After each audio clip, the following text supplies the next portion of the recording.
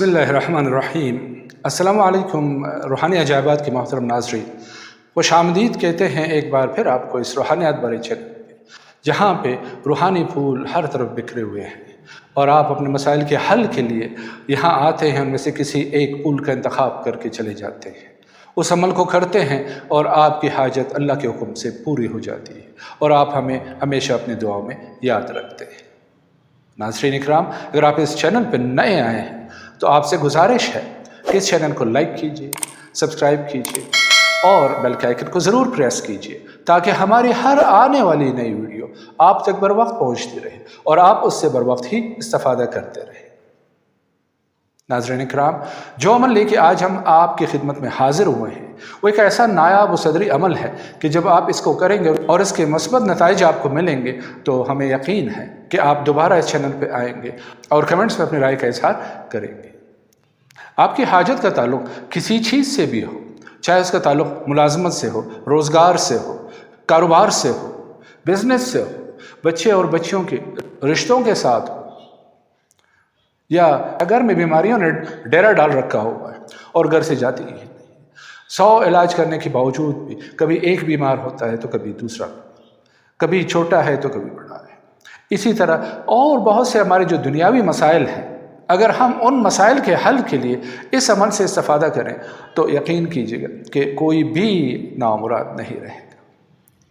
एक ऐसा मौजज़नमा अमल है कि जब इसको करने बैठता है बंदा तो उसको उसी वक्त यकीन हो जाता है कि अब मेरी ये मुराद पूरी हो गई है।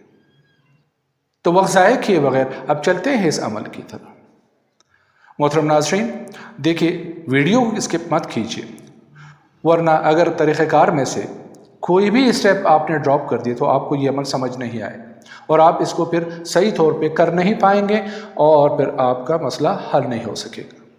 सबसे पहले किसी अलग कमरे का इंतखाब कीजिए, वहाँ पे 2 रकात नमाज नफल क़ज़ाए हाजत की नीयत से अदा कीजिए और उस नफल नमाज में उसकी पहली रकात में सूरह अल-हम्द शरीफ 10 मरतबा और सूरह कुल हल्ला शरीफ जो है 11 मरतबा पढ़ेंगे आप।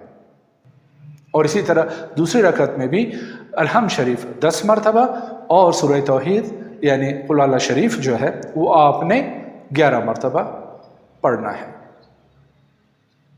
और उसके बाद आंखें बंद करके आप बैठेंगे और खाने काबा का तसव्वुर करेंगे।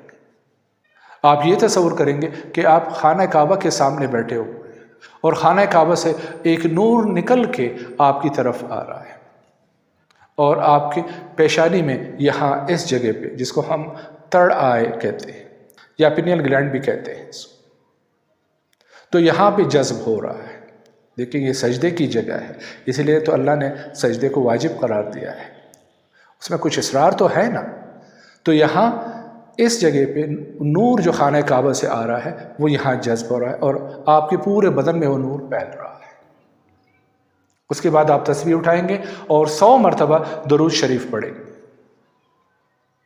100 मरतबा दुरूद शरीफ पढ़ने के बाद ये अमल जिसका अभी मैं जिक्र कर रहा हूँ, ये भी आपने एक तस्बीह यानी 100 मरतबा पढ़ना है।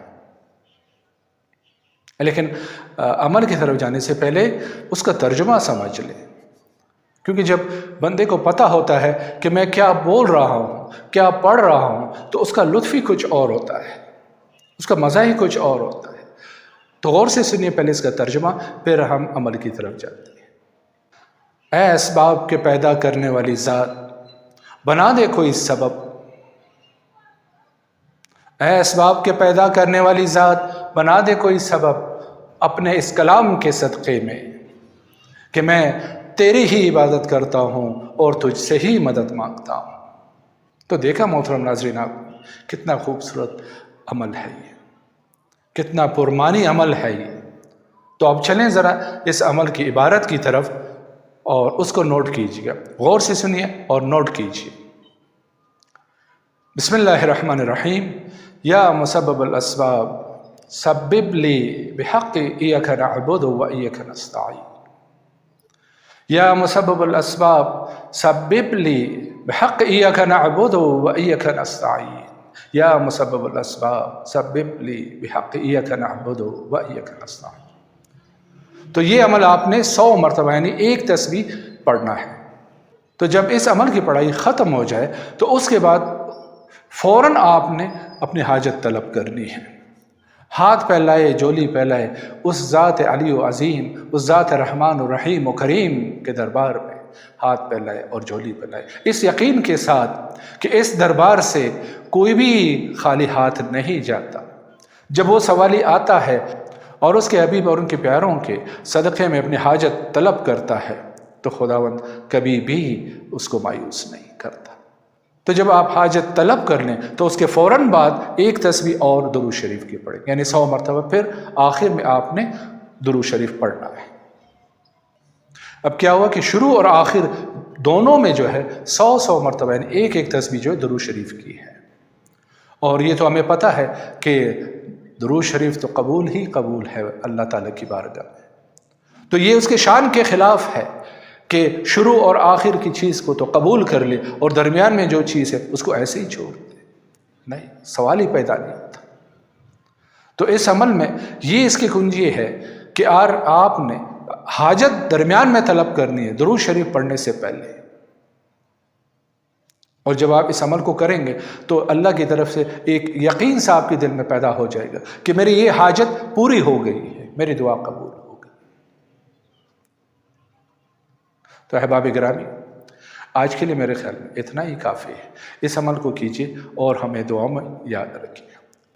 لیکن جانے سے پہلے گزارش ہے کہ چینل کو سبسکرائب کیجیے، اس ویڈیو کو لائک کیجیے اور بیل کے آئیکن کو پریس کیجیے، اور اس کے ساتھ ہی ہمیں آج کی ویڈیو سے اجازت دیجیے اس پیار بھرے جملے کے ساتھ کہ اپنا بہت سارا خیال رکھیے۔ اللہ حافظ۔